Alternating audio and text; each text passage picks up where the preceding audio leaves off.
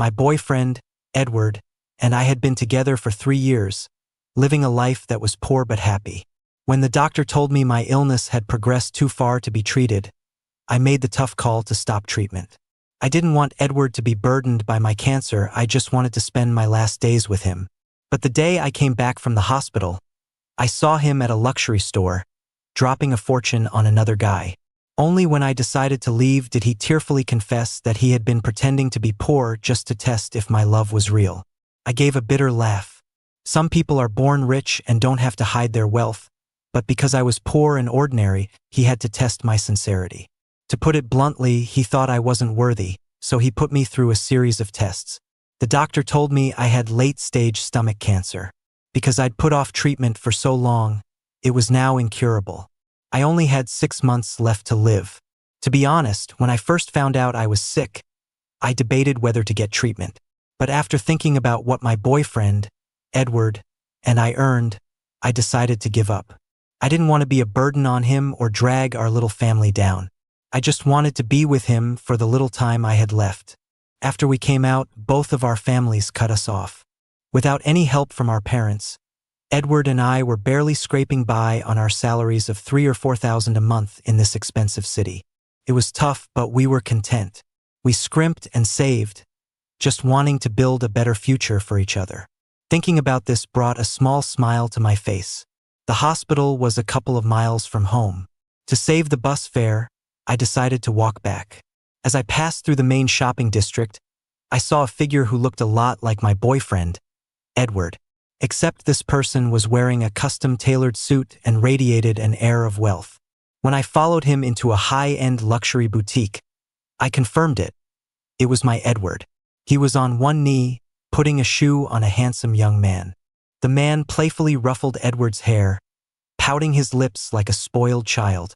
Then, Edward told the staff to wrap up all the new items from the latest season. The clerk quoted a price of over $10,000.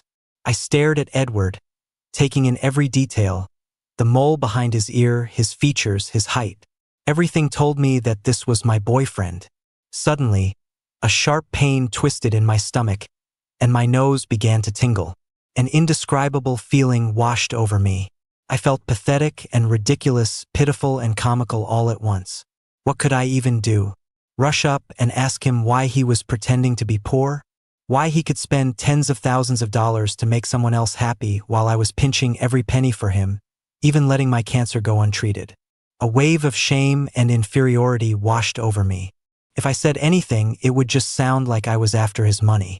I said nothing. I turned around, spent $2 and took the bus home. Today was my birthday, and my big treat to myself was buying a pound of shrimp. After finding out the truth, the only thing I could bring myself to do was pathetically spend $2 on a bus ride home. The tears finally started to fall. But even as my emotions needed an outlet, my first thought was that I couldn't stop what I was doing. I had to hurry up and prepare these shrimp before they went bad. Otherwise, it would be a waste. The difference between people can be night and day. Edward and I were never in the same league. Suddenly, a warm embrace wrapped around me from behind. Edward rested his head on my shoulder. "What's wrong, babe?" I quickly wiped my tears. "Nothing. I just splashed something in my eye when I was prepping the food." Edward pulled a gift box out from behind his back. "Happy birthday, baby." Inside was a bottle of cologne. I knew it was the free gift the store was giving away with purchases, the same store where he'd just spent all that money on the other guy. I forced a smile. "I told you, you don't need to buy useless things like this. We could have made 2 meals with this money." Edward seemed a little disappointed.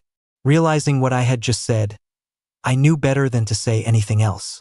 I was always like this, thinking the romantic surprises Edward planned were a waste of money. I always said something to ruin the mood. I didn't have a good family life and got used to being poor from a young age. So even after I moved out and could afford to eat, I still carried those childhood habits with me. You can't change the way your environment shapes you. For me, our love was something I would protect with everything I had. But for him, it was just a game, a rich kid having a little fun with a commoner like me. He's probably laughed about my cheap, pathetic ways behind my back countless times. Suddenly, I felt so tired of it all. I didn't want to play his game anymore. We should break up. After that, we entered a cold war. The atmosphere at home became incredibly tense. The once warm little apartment now felt like an ice-cold prison. Thinking back, it seemed like every time Edward and I fought, he never tried to make up with me. Sometimes he didn't even realize I was mad. I'd have to get over it myself and then go running back to him. Other times, he knew I was angry but wouldn't do anything about it. I tried to stand my ground, telling myself I wouldn't be the first to give in this time. But I could never stop myself from wanting to share things with him, from missing him. Just seeing him would make my resolve soften. So I was always the one who caved first. But not this time. I silently promised myself. I stopped initiating conversations with Edward. I always avoided his gaze. We lived under the same roof but felt miles apart. Every day after work, I'd hurry into my room to avoid him. He would often sit alone in the living room, smoking, his face looking especially haggard in the haze. Sometimes I couldn't help but think that maybe Edward was only with me because I was easy to handle and didn't cause trouble. He was tired of fancy food and just wanted a simple meal for a change. But now that I was giving him the cold shoulder, how much longer could a rich kid like him be patient? I tortured myself with the thought that he was probably reaching his breaking point, and soon we'd be completely over. The days passed with no sign of things getting better between us. My heart grew colder, wondering how much longer this could last. One night, Edward knocked on my bedroom door. My heart skipped a beat. The day had finally come. "I know you're not asleep. Can we please talk?" His voice was low and hoarse. I didn't answer, just wrapped the blanket tighter around myself as tears soaked my pillow. Edward stood outside the door for a long time. So long that I don't even know when I drifted off to sleep, but he came in at some point. He held me from behind, just like countless nights before, and gently kissed my neck. I felt a cold drop of liquid on my neck. I realized it was Edward's tear. His tear was like a trigger, and my own tears started to flood out. I have to admit, I'm a coward. I had poured all the love and energy of my life into Edward. I didn't have the courage to leave him, it was just too painful. Maybe this is just how it has to be, I thought. No matter what, I couldn't find the courage to leave Edward. The pain was so intense it felt like my heart couldn't breathe, like I'd lost the will to live.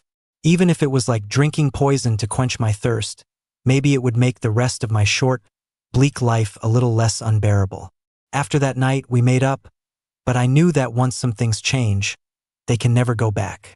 I tried my best to ignore the rift between Edward and me, waiting for him to come home from work like I used to. No, I should say, waiting for him to finish his high society life, change back into his old clothes and shoes, and rejoin the game he was playing with me. I still made dinner for Edward as usual, forcing a smile onto my face. Edward had also noticed the strange distance between us since my birthday. Finally, he couldn't take it anymore. "Oliver, how long are you going to keep this up? You wanted to break up on your birthday, and ever since you've been walking around with that sourpuss face, being all awkward with me. Is it because I didn't buy you that lipstick from your phone's photo album?" My face went pale. After seeing them at the mall that day, I had been searching online for the prices of those shoes. I knew nothing about big brands, I just wanted to see how much Edward had spent on that guy, constantly comparing myself to him. For a moment, I didn't know what to say, like a recluse who had forgotten how to speak after a long silence. I opened my mouth, but in the end, nothing came out. I placed the soup on the table and continued to serve the food. He seemed to get fed up, slamming the door on his way out. Later, I called him many times, but he never picked up. Before, if Edward didn't answer my first call, I wouldn't call a second time, afraid of bothering him or making him annoyed. But now, I was like a desperate ex waiting for a call from a husband who's moved on. I dialed his number over and over, waiting for him to finally lose his patience and tell me it was over. I was waiting for a death sentence, no longer wanting to be tortured by 1,000 cuts. I never got a call back from Edward, but I did get one from my stepbrother, Sam. My dad and stepmom had died in a car accident. Now, the only one left at home was Sam, who was still in high school. Sam was my stepmother's son, and we had no blood relation. I only felt resentment for him, not affection. His and his mother's arrival had shattered my life. I went back for the funeral. My dad left the house to Sam. I, his biological son, got nothing, yet I was expected to shoulder the debt from the car accident. I always thought that if I could just escape that house, I could escape the mess for good. It was Edward who gave me the courage to leave my toxic family. That's why, even though life was hard, I took out a loan to buy a house, wanting to build a home with him. Edward had told me not to be afraid, that he'd be there for me from now on, and I'd never have to face my family or my bad memories again. But reality slapped me in the face. Because I shared the same blood as that man, I could never truly escape this place. I felt like I was drowning, the voices of my relatives swallowing me whole. Suddenly, someone grabbed my hand. It was Sam. My relatives pushed him towards me, their faces plastered with smiles, telling me I had to take care of my little brother. These were the same relatives who had called me disgusting for being gay. Now, terrified that the responsibility of raising Sam would fall on them, they were all smiling and praising me for being responsible, pushing him onto me. I shoved Sam away. He's not my brother.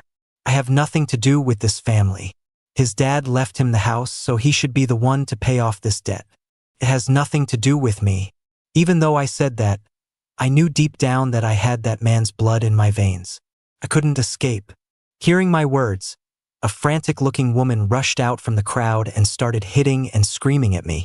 From her words, I gathered she was a victim of the car accident. Her husband had been killed, and her child was in the hospital, waiting for compensation money to survive. I thought about making Sam sell the house to pay the debt, and if it wasn't enough, that would be his problem. But now I couldn't do that. This was a mother waiting for money to save her child's life. Sam tearfully pulled the woman away, shielding me.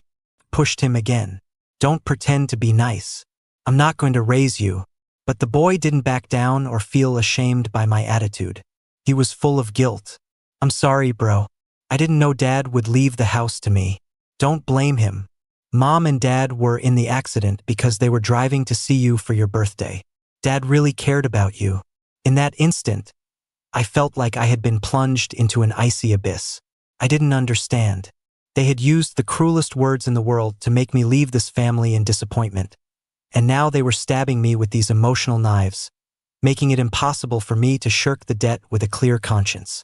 I even started to hate Edward a little. If he hadn't lured me into loving him, if he hadn't given me the courage to leave with his empty promises, I wouldn't have broken ties with my family.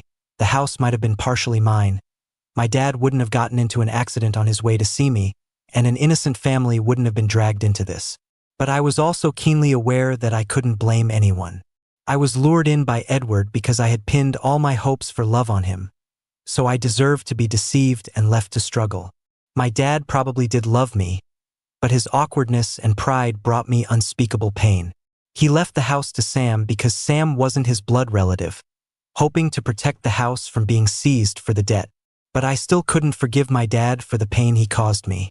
After that day, I don't know how I numbly arranged everything and saw off the guests. I didn't bother with Sam again. I have to admit, I still couldn't get over my jealousy of him. I left my hometown and returned to the city. I quit my stable, respectable, but low-paying job. I started working multiple jobs a day. A waiter at a karaoke bar, moving boxes, delivering food. I survived on 3 steamed buns and a bottle of water a day. In the final days of my life, I no longer had the energy to deal with Edward. I just wanted to earn money to pay off the life I was now responsible for. All a person wants in this world is a clear conscience. One day, while I was serving drinks as a waiter at the karaoke bar, I saw Edward in a private room. The rich kids around him were pressuring another guy to drink, and Edward was protectively taking the drinks for him. As the waiter, I pushed the door open to deliver their order. The room was dim, but Edward and I recognized each other the moment our eyes met. It had been a month since I'd last seen him. He seemed a bit flustered and nervous. I lowered my gaze, pretended not to know him, and quietly left the room. The moment the door closed, a clear line was drawn between us. But fate had other plans. The creditor called, crying that her child couldn't wait any longer and needed surgery, which would cost $10,000. Filled with guilt, I promised to get the money for the surgery as soon as possible. I stood by the window, watching the traffic flow by, and suddenly realized I had no one to talk to. Hesitantly, I dialed Edward's number. This time, he finally answered. He didn't say anything. After a long pause, I asked to borrow $10,000 from him. Edward scoffed. "Oliver, is that all you have to say to me? You might as well go beg on the street." He hung up, and the dial tone echoed endlessly in my ear. At this point, I really wasn't much different from a beggar. After I found out his secret, he never gave me a single explanation. It seemed like every time I asked him for something involving money, he became extremely sensitive. Why could he drop a fortune to make that other guy happy but be so stingy with me, as if he were guarding against some gold-digging rat? Because I was born poor, I must be inherently inferior, so he had to be on guard against me at all times. Not long after, the manager found me and fired me. He didn't give me my final paycheck. Instead, he mocked me for not knowing my place, saying that a VIP like Edward was out of my league and that I should get rid of my foolish ideas. I grabbed the manager, demanding my wages, but he just had some guys beat me up. In that moment, I clearly understood the gap between Edward and me. He was high and mighty, and I was like an ant. He could decide my fate with just a single word. In the alley behind the karaoke bar, I was beaten until my whole body ached. I curled up, my consciousness fading. I saw Edward at the end of the dark alley, under the streetlight, carefully helping the other guy into a car. This was the first time I looked at Edward's face without a trace of heartache or softness. All I wanted to do was slap him a few times, to return all the injustice I had suffered. I hated him. Why did he get to play with my feelings just because he was rich? Why did his arrogance, his assumption that I was chasing after him, cost me the job I had worked so hard to get? Lying in that alley, listening to Edward's gentle words to the boy in his arms, my heart turned completely cold. I felt like I was in a cold, deep abyss. The surrounding darkness and cold made it impossible to breathe. I remembered the wonderful times we had spent together, those poor but happy days, now just distant memories. On this quiet night, I lay on the ground like a dead dog, my tears dried up, with only endless pain and despair left in my heart. I knew we had reached the end. After Edward left, I forced myself to get up from the ground. I sold the house we owned together and scraped together the money for the surgery. Edward and I had each paid half of the down payment on this house. After Edward said he was laid off from his unstable job, I was the one who covered the mortgage and all our living expenses. Looking back, he was probably just guarding his money and didn't want to spend it on me. Anyway, Edward was a rich kid from a wealthy family.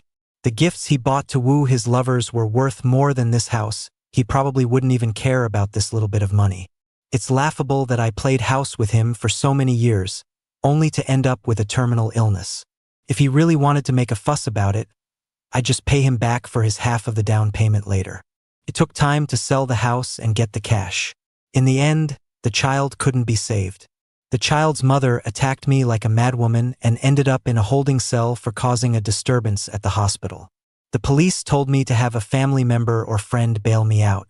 I looked through my phone's contact list and realized there wasn't a single person I could call to get me out. Suddenly, Edward called. My heart jolted as if it had been shocked awake. But he was just calling to confront me about selling the house. I bit my lip hard, saying nothing.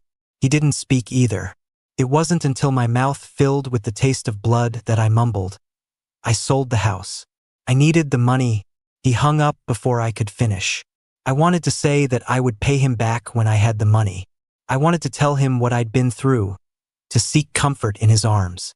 But he didn't listen to any of it. He just hung up. Even after being abandoned by him 1,000, 10,000 times, in my darkest moments, I still longed for his embrace. I'm so pathetic. I thought to myself.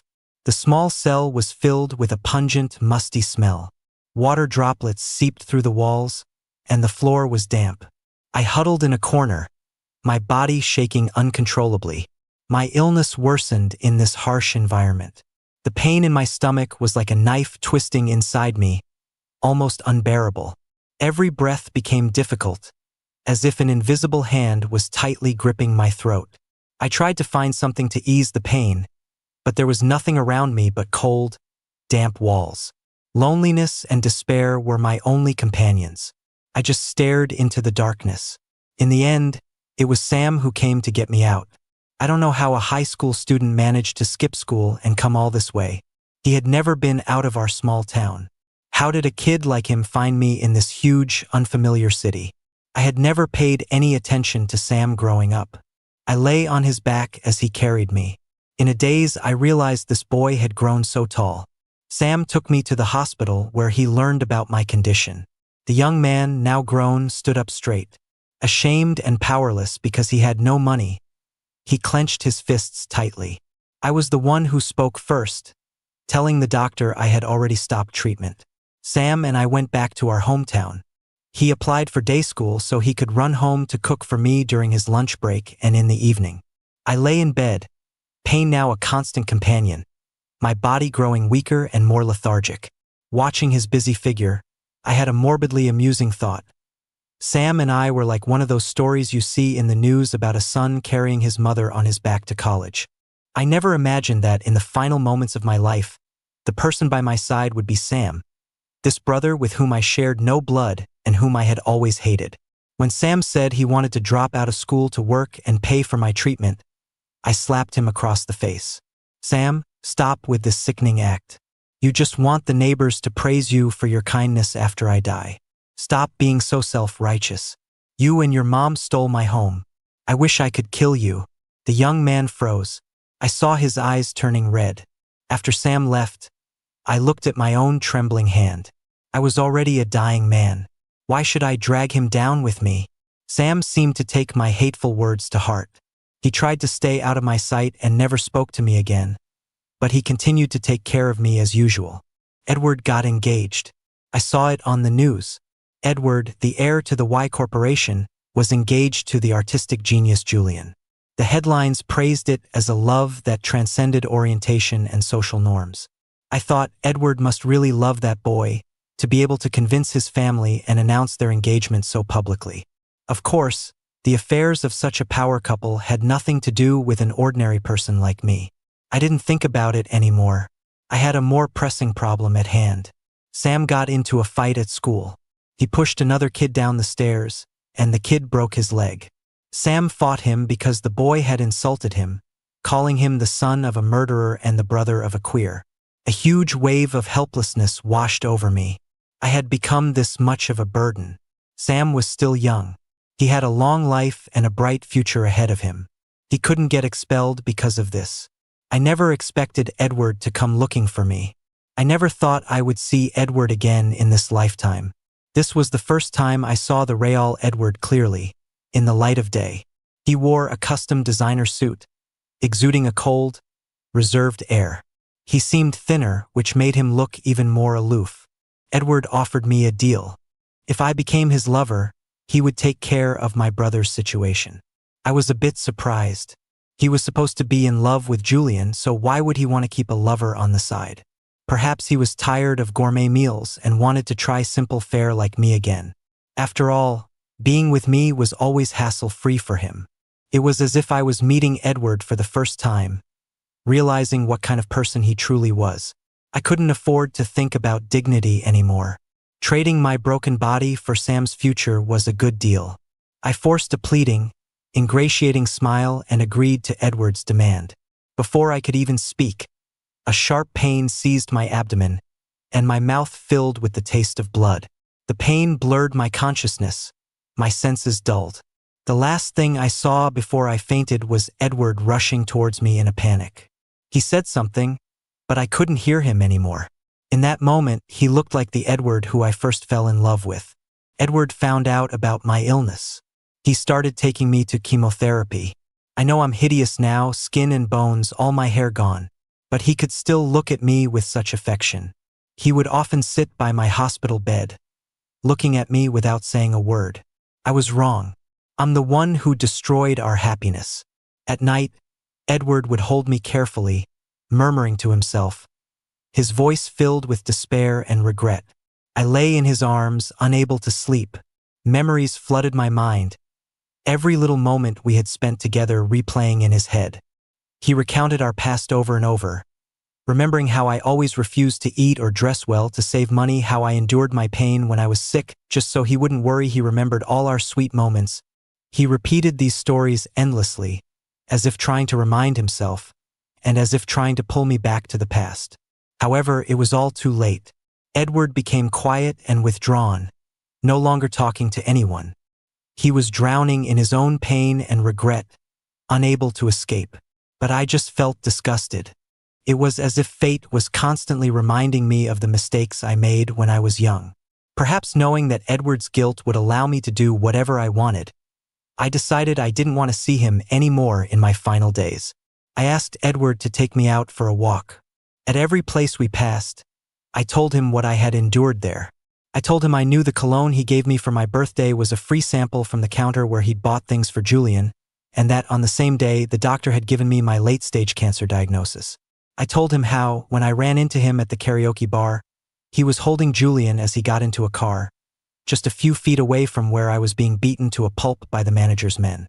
I told him how I asked him for money and he told me to go beg, and how I had to sell our home.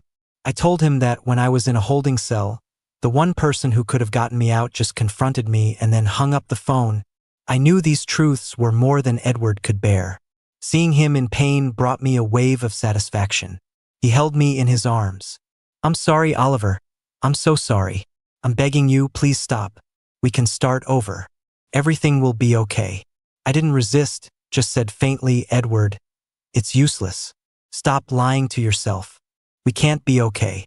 Even now, we've never had a conversation as equals. You can't face the things you did to me. You just want to forget and hide them, then deceive yourself into starting over. But you never once asked me what I wanted. Julian was born with a silver spoon, so when he asks you for gifts worth tens of thousands, you think it's the affection he deserves. But the moment I mention money, you instinctively think I'm a person of low character and put your guard up against me. Edward, I've already played the rich boy and the poor kid game with you. I don't want to play the pretending to be deeply in love sequel. The truth is, you know we don't have a future. I'll only ever be your lover, hidden away from the light." I was getting drowsy. I don't know how much I said to Edward, until I had no strength left. "Edward, in my final days, just let me be free." Epilogue. Edward wanted to marry Oliver, but he knew his parents would never agree to him being with Oliver, especially since he was a man. But Edward still wanted to be with Oliver. He had a huge fight with his parents. They promised that if Oliver could live without spending Edward's money and didn't covet their family's wealth, they would agree to them being together. So they devised this 3-year-long game. Oliver's performance made Edward very happy. It made him feel like he hadn't misjudged him. But his parents were losing their patience. After learning about Edward's sexual orientation, they changed their strategy. He could be with a man, but it had to be someone from a matching family background. So they found Julian for Edward to date. Edward didn't resist. He knew he and Oliver couldn't be together openly. He made a deal with Julian that Julian wouldn't interfere with him and Oliver. On Oliver's birthday, while buying things for Julian, he thought about how happy Oliver would be if he could bring him here to shop. Oliver was his lover. He deserved to enjoy these things, not haggle over a few cents at the vegetable market. Soon, the 3rd year would be up. Even if Oliver's status was a bit lacking, it wouldn't matter. At least he could introduce him to his parents, and they would approve of his character. He had already endured so much hardship he wasn't in a rush. On Oliver's birthday, he had actually prepared a 20,000 watch. But when it came time to give the gift, Edward still gave him the free cologne. He could feel that Oliver didn't like the gift. He frowned, thinking that if Oliver truly loved him, it shouldn't matter what the gift was. But Oliver actually wanted to break up over this. Edward felt he needed to re-evaluate him. The 3 years were almost over. Why couldn't he just endure a little longer? He had stuck it out with him through these hard times for so long. Once the 3 years were up, as his lover, Edward could give Oliver anything he wanted. So why was he being so difficult? Edward was upset. He had played this poverty game with Oliver for so long precisely because he wanted to introduce him to his parents. Although they couldn't have a public wedding, at least his parents would accept him, and he wouldn't lack for anything. Edward left their home. He was torn between his parents and Oliver, squeezing onto the subway every day, wearing cheap clothes to blend into Oliver's life, while also rushing to handle his family's business affairs. He was physically and mentally exhausted. He had thought about giving up, but he couldn't bear it. Finally, he decided to give Oliver one more chance. But when he went back, he could clearly feel that Oliver had changed. He acted the same as before, but Edward found the calluses on his hands, the way he haggled over grocery money, and his forced smiles to be particularly grating. When he saw the photos in Oliver's phone, he was certain that Oliver was doing it just to spite him. He had probably figured out his true identity and was now dropping hints to get benefits and make him spend money. Edward just felt incredibly annoyed and angry. He started giving Oliver the silent treatment. When he received call after call from Oliver, he just thought, I knew it. Oliver was no different from all the others. He was even frustrated that Oliver hadn't lived up to his expectations. Even if Oliver was faking it, he had been faking it for so long. Why couldn't he just keep it up a little longer? He tried to force himself to forget Oliver, starting to go on frequent dates with Julian to distract himself. That day, he saw Oliver at the karaoke bar. He was thinner, almost shockingly so. Edward felt a pang of pity, but then he thought that Oliver was probably doing this on purpose as an act for him, and he became angry again. He was torn between being angry at his malicious intentions and feeling like he'd been a fool, and feeling sorry for him for not taking care of himself. Oliver called him. Unsurprisingly, it was to borrow money. Edward laughed at himself. What was he even hoping for? After finding out that Oliver had sold the house, Edward, who had repeatedly told himself not to care about Oliver anymore, couldn't help but get angry. What did their 3 years together mean to Oliver? Seeing that he couldn't get any more benefits from him, he decided to sell the house to squeeze out the last bit of value. Edward felt betrayed. He had been played by Oliver. He called Oliver and got the confirmation he dreaded. Edward got engaged to Julian. He still chose to follow his plan and keep Oliver by his side. He couldn't stand the pain of being without Oliver. Even though he knew Oliver was a person of low character, that he had played him, Edward still couldn't leave him. He gave in. He offered to keep Oliver. Oliver agreed without any hesitation. He felt that Oliver was a complete stranger now. But what did it matter? He couldn't leave Oliver anyway. He was stuck on him for life. By the time Edward learned the whole truth, it was too late. He couldn't stop any of it. He couldn't stop Oliver's life from fading away. Couldn't stop Oliver from hating him. In the end, he sent Oliver back to Sam. He stayed by Oliver's side secretly, watching him walk towards death, leaving him forever. Author's note: Edward never saw Oliver as an equal. He looked down on him, so he tried to find a sparkle in his personality to prove to himself that Oliver was worthy of his love. When he believed Oliver's character was flawed, he couldn't accept it, choosing to escape and even feel resentment. Edward's so-called sacrifices and deep love were all self-defined. He didn't care about or pay attention to Oliver. He only focused on his own inner world, applying different labels to Oliver based on his own feelings. And Oliver, because of the trauma from his family upbringing, was trying to find someone to save him, to pull him out of the mud. That's why he saw Edward as his everything and gave too much, which made it so hard for him to leave. But in this world, the only person who can save you, the only one you can truly rely on, is yourself. Regarding the damage from one's family, parents may have their reasons or not know how to love, but the hurt is still hurt, can never be undone. You might come to accept it, but you can never truly let go or forgive because the pain is always there.